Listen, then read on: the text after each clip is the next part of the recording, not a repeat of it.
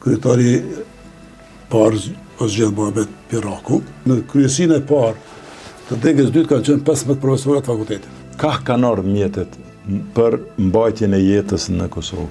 Dega dytë ka qenë dega më e ngarkuar sa i përket punkteve private. U lidh nevoja që të formohet komisioni kundër huliganizmit. Sot që po bisedojmë, a ke ndërgjegjën e pastër që në djenin tonë individ dhe familje në atë kohë në degën numër 2 nuk ka hjek për bukën e gojës? Pale dhe kënas lufta se zhvillu. A flitet për një luftet gjeneratash në kuadër të LDK-s sot? Rruga e re o interpretu si diçka si shkputje e asaj që kemi ndërtu deri sot. Qemajl Ahmeti, faleminderit shumë për këtë bashkëbisedim. Faleminderit atë që më dha mundësinë. Zoti trujt, faleminderit shumë.